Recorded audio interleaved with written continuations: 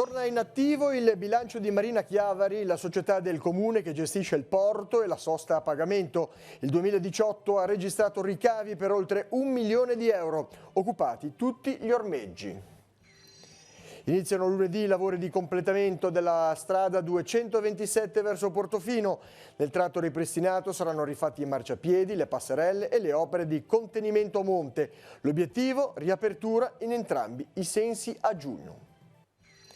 Nella festa di San Giuseppe il pontefice ha pregato per chi cerca lavoro, definendo la disoccupazione un dramma mondiale. Al centro della catechesi l'invocazione non ci indurre in tentazione.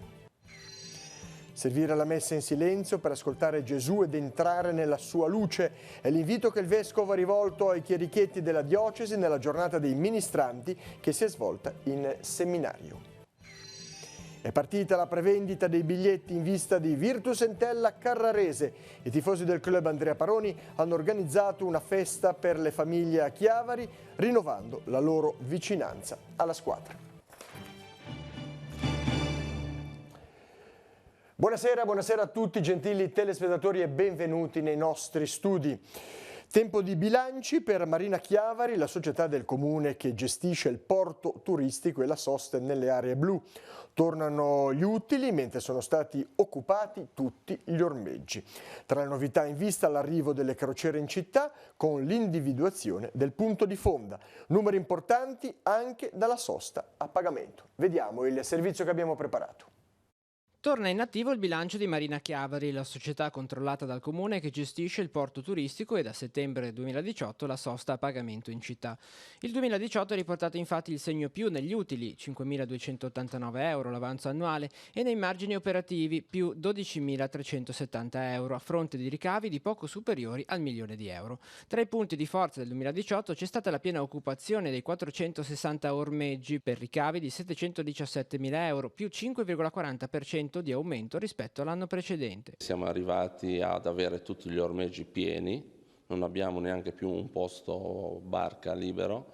Questo non è da considerare il fatto delle mareggiate che sono successe nel Tigullio, perché quelle che ci hanno chiesto i posti avevano una metratura che il nostro porto non poteva ospitare. Non sono mancati gli interventi strutturali con la manutenzione straordinaria dei pontili, una nuova segnaletica orizzontale, lampioni a LED e il restyling di tutte le colonnine erogatrici di acqua e corrente.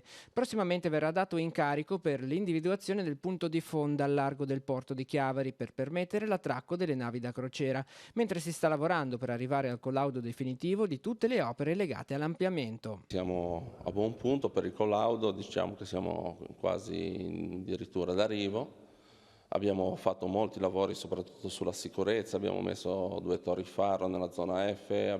Da settembre infine Marina Chiavari ha anche in gestione dal comune la sosta a pagamento. Dal 17 settembre al 31 dicembre la società ha versato nelle casse comunali quasi 610.000 euro. Abbiamo avuto qualche disavventura con i parcometri, purtroppo questi parcometri siamo stati il primo comune in Italia a testarli e abbiamo pagato pegno.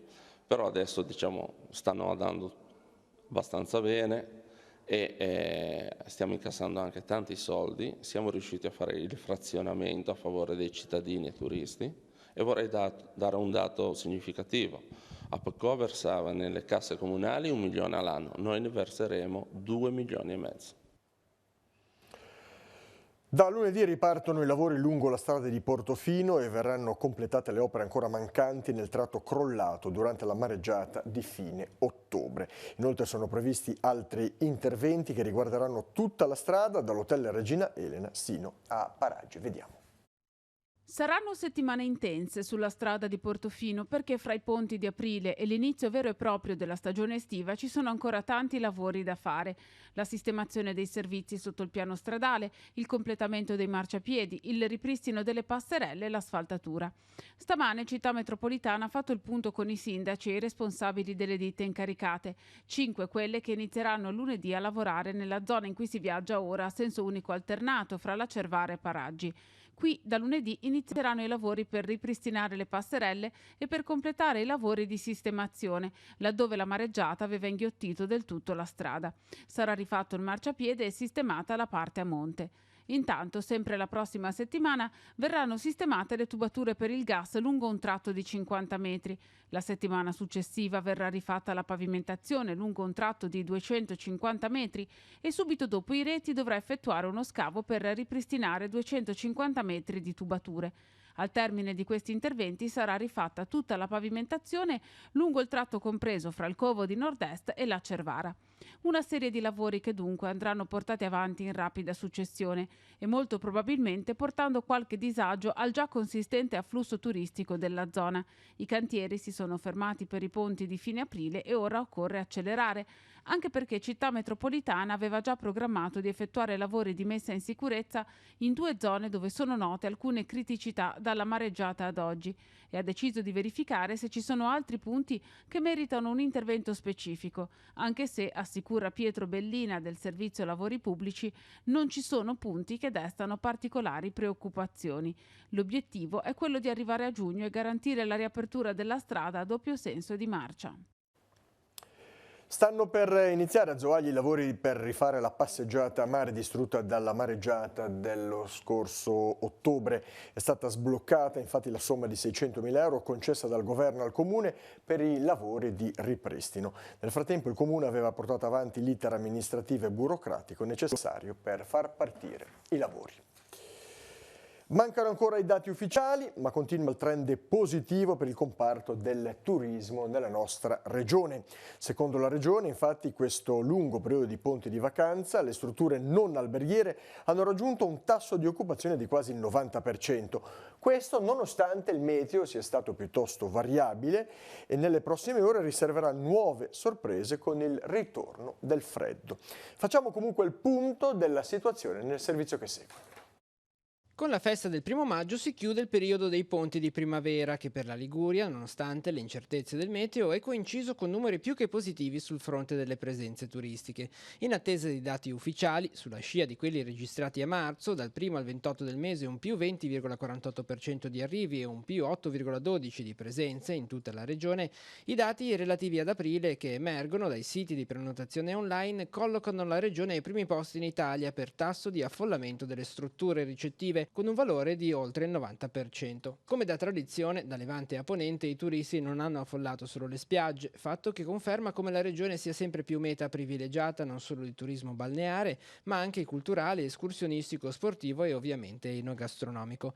Particolarmente gettonati il Monte di Portofino e i suoi sentieri, presi d'assalto utilizzando i battelli messi a disposizione nel Tigullio, ma anche il Golfo dei Poeti con l'Erici e Portovenere. Genova si conferma città d'arte di grande attenzione e si sono riviste le code di fronte ai suoi palazzi storici. Risultati dunque positivi nonostante un meteo che ha condizionato alcuni giorni di vacanza e che avrà ulteriori sviluppi in negativo anche nei prossimi giorni. L'approssimarsi di questo nucleo freddo sul centro Europa che attiverà dei contrasti e dei flussi da sud anche sul nostro territorio, quindi possibili questa volta delle precipitazioni più a carattere di rovescio e questo dinamismo raggiungerà il suo culmine poi nella giornata di sabato, a cavallo di sabato e domenica, quando l'aria fredda oltrepasserà l'arco alpino, quindi accenderà dei contrasti sia sulla pianura padana, dove sono attesi dei temporali anche di forte intensità, con una possibile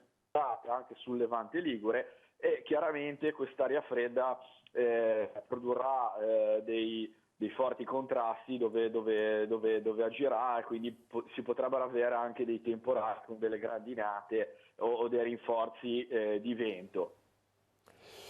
Diversi gli interventi di soccorso effettuati dai Vigili del Fuoco nella giornata di ieri 1° maggio. Nel primo pomeriggio gli uomini del distaccamento di Rapallo sono intervenuti in una villa all'interno del parco di Portofino per soccorrere un ragazzo di circa 20 anni. Dato il lungo sentiero impervio per trasportare il paziente fino all'ambulanza in attesa del molo a Portofino, i vigili hanno utilizzato la barella per il trasporto in montagna. Grazie all'utilizzo del GPS invece sono stati recuperati 4 escursionisti protagonisti che si erano persi lungo i sentieri dell'entroterra. I primi 2 nella zona tra la Scoffera e il Capenardo, soccorsi dai vigili del fuoco di Busalla. Gli altri 2 lungo il sentiero Gran Cornice che collega Capenardo e Crocetta, colti dal buio e impossibilitati a proseguire la marcia. Condotti via telefono fino a un crocevia, sono stati raggiunti dalla squadra di Chiavari, mandata in loro soccorso, e sono stati accompagnati dalla madre che li attendeva in paese.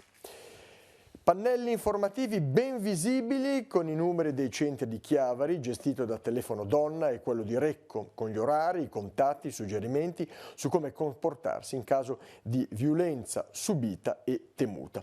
È partita la nuova campagna di sensibilizzazione sul tema della violenza di genere attuata da ATP Esercizio. Il progetto è già partito e in questi giorni sono apparsi i primi pannelli informativi presso le fermate degli autobus e in particolare nelle zone dove viene effettuato anche un servizio serale notturno, come ad esempio tra Rapallo e Portofino con la linea 82. E adesso pagina ecclesiale del nostro giornale. Nell'udienza generale del 1° maggio il Papa si è soffermato sulla penultima invocazione del Padre Nostro, tradotta dal greco con "non ci indurre in tentazione". Comunque si comprenda il testo, afferma il pontefice, dobbiamo escludere che sia Dio il protagonista delle tentazioni che incombono sul cammino dell'uomo. Al termine dell'udienza, Francesco ha ricordato la festa di San Giuseppe lavoratore, definendo la disoccupazione un dramma mondiale. Il servizio dal Vaticano. È la penultima invocazione del Padre Nostro, non abbandonarci alla tentazione, il cuore della catechesi del 1° maggio, la 14ª che Papa Francesco dedica alla preghiera insegnata da Gesù. In una piazza San Pietro assolata e festosa, il pontefice ha ricordato che è questa penultima invocazione che il nostro dialogo con il Padre Celeste entra per così dire nel vivo del dramma, e cioè sul terreno del confronto tra la nostra libertà e le insidie del maligno. Fondamentale è la spiegazione di Francesco su quella traduzione che non rende in maniera esatta l'espressione greca riportata nei Vangeli. Su un elemento però, ha spiegato il Papa, possiamo convergere in maniera unanime. Comunque si comprenda il testo, dobbiamo escludere che sia Dio il protagonista delle tentazioni che incombono sul cammino dell'uomo. Non dimentichiamo, Padre nostro incomincia Padre, e un padre non fa dei tranelli ai figli. I cristiani non hanno a che fare con un Dio invidioso, in competizione con l'uomo o che si diverte a metterlo alla prova. Il padre non è l'autore del male, a nessun figlio che chiede un pesce da una serpe, come Gesù insegna. E quando il male si affaccia nella vita dell'uomo, combatte al suo fianco perché possa esserne liberato. Un Dio che sempre combatte per noi, non contro di noi, il Padre. Concludendo l'udienza generale, il Papa ha parlato della festa di San Giuseppe lavoratore, ricordando il dramma della disoccupazione mondiale. Preghiamo specialmente per coloro che non hanno lavoro, che è una tragedia mondiale di questi tempi. Si è svolta in seminario a Chiavari l'annuale giornata diocesana dei ministranti. Filo conduttore della riflessione che ha visto impegnati i giovani chierichetti del territorio è stata la figura di San Giuseppe, un maestro non casuale nella festa del 1° maggio. Noi eravamo presenti. Servire la messa vuol dire ascoltare Gesù ed entrare nella sua luce. Nella giornata dei ministranti il vescovo prende spunto da San Giuseppe. Rivolgendosi ai chierichetti della diocesi, ricorda loro che il papà di Gesù non parlava molto, ma sapeva ascoltare.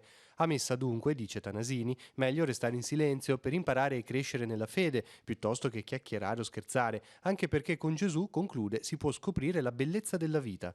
Diciamo che vogliamo stare nella luce.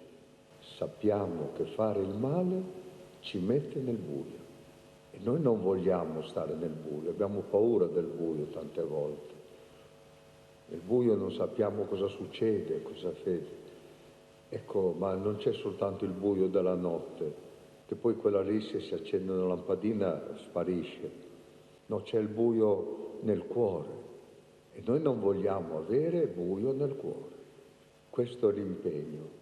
Decine di ragazzi che svolgono servizio nelle proprie parrocchie si sono ritrovati in seminario. Anche quest'anno è stato consolidato lo speciale legame tra ministranti e seminaristi. Entrambi sono al servizio, quindi entrambi sono a servizio della Chiesa. Ministri della Chiesa e ministranti si incontrano in questa giornata, e quindi è bello incontrarci qui in seminario e stare un po' tutti assieme.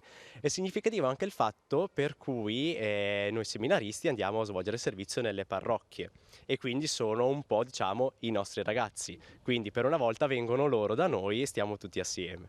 La figura di San Giuseppe ha guidato la riflessione con momenti di preghiera e laboratori incentrati su parole guida come accoglienza e fiducia.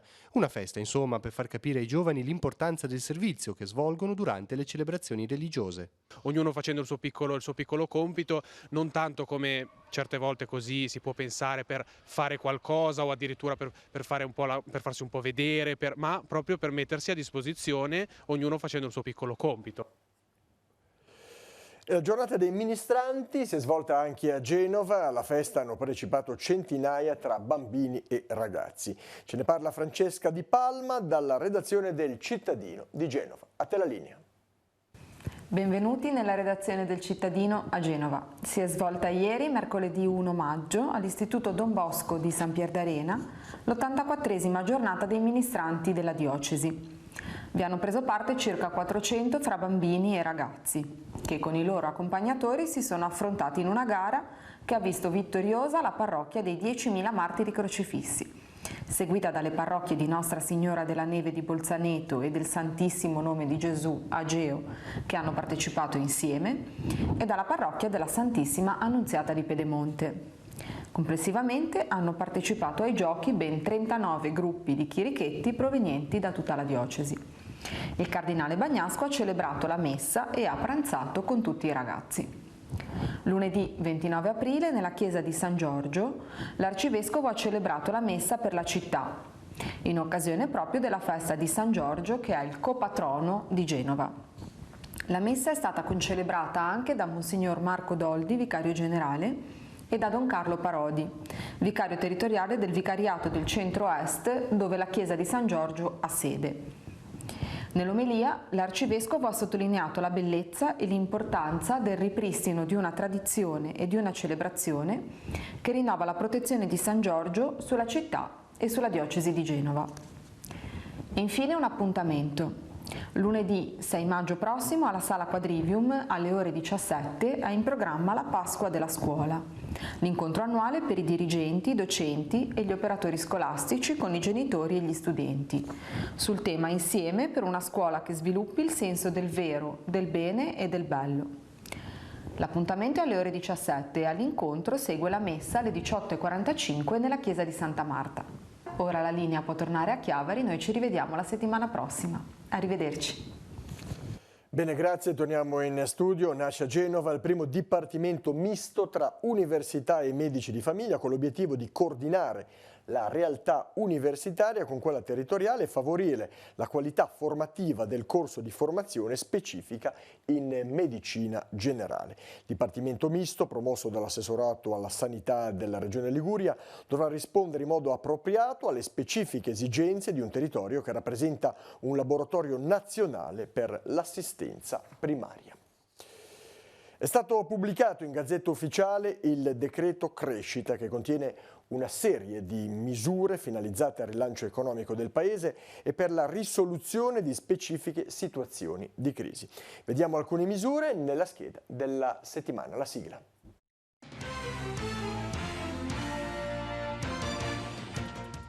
In merito agli obblighi pubblicitari relativi alle erogazioni pubbliche, in caso di inadempimento le sanzioni sono state portate all'1% degli importi ricevuti con un minimo di 2.000 euro ed è stata introdotta una moratoria delle stesse sino al 1 gennaio 2020.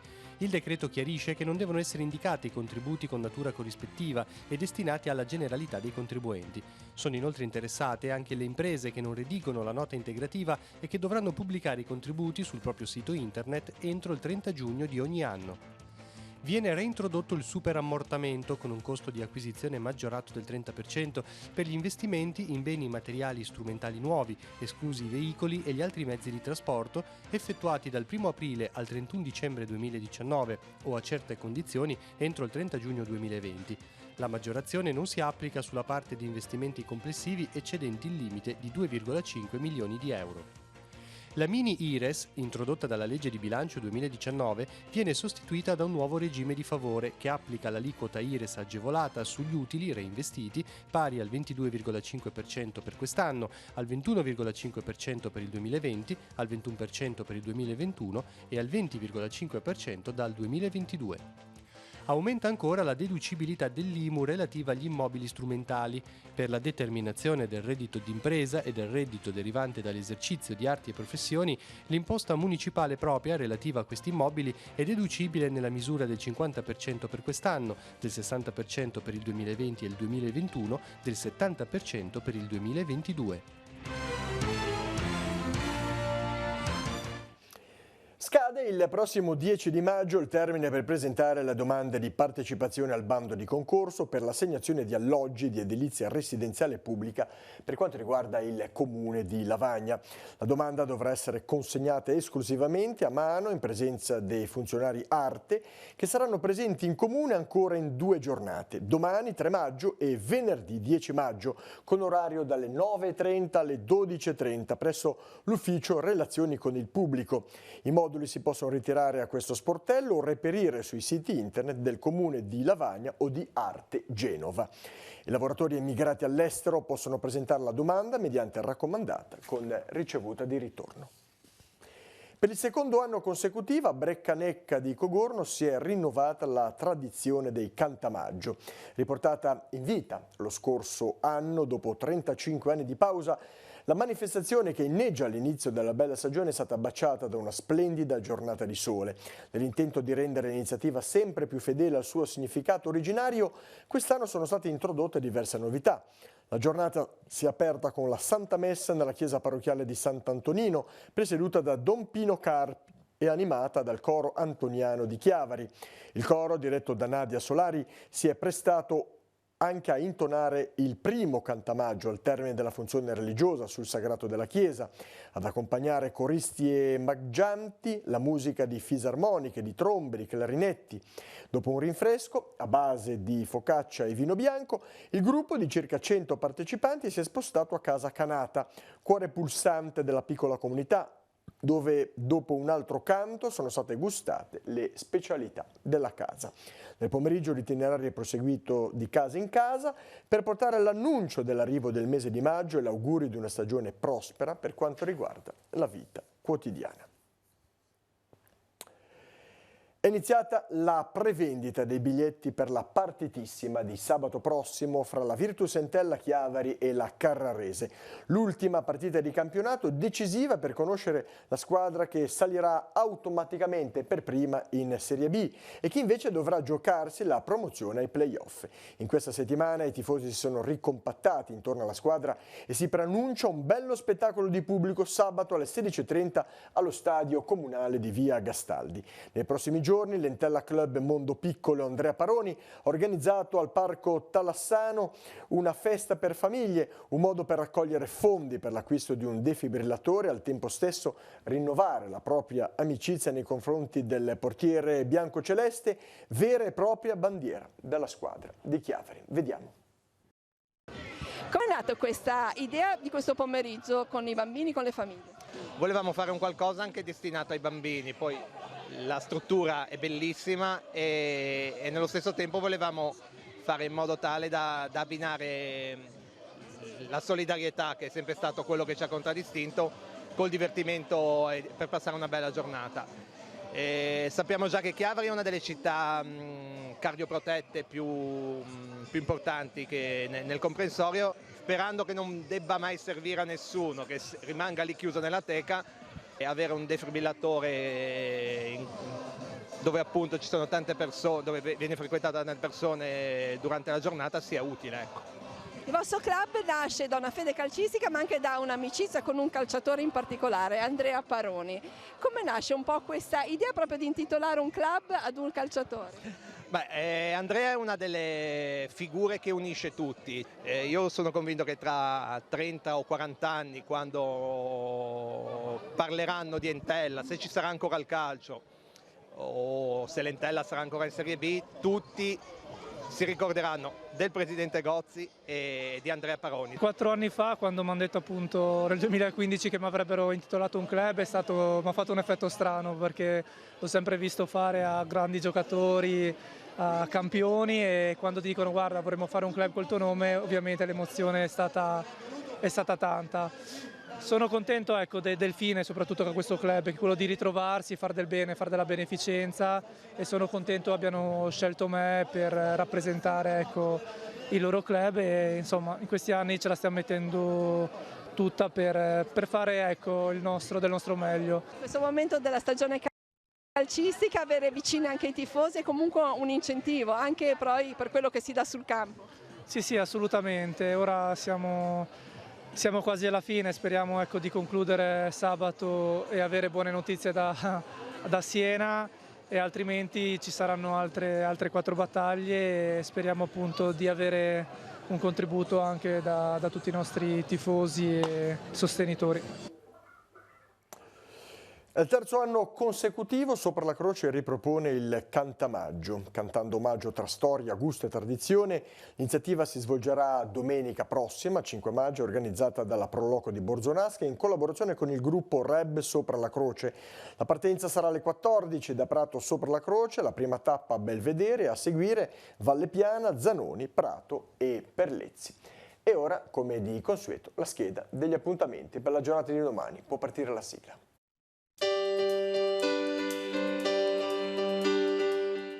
Appuntamenti in agenda per venerdì 3 maggio, seconda giornata a Sesti Levante nell'ex convento dell'Annunziata per il 34esimo concorso nazionale Johann Sebastian Bach, prove al via a partire dalle 8. Continua a Santa Margherita Ligure la 7ª edizione del Tag Heuer Vela Festival, la grande festa del mare che andrà avanti fino a domenica. Alle 13 nell'area del porto turistico, primo appuntamento con la conferenza Parlano gli specialisti, incontri e video per imparare e migliorare la barca.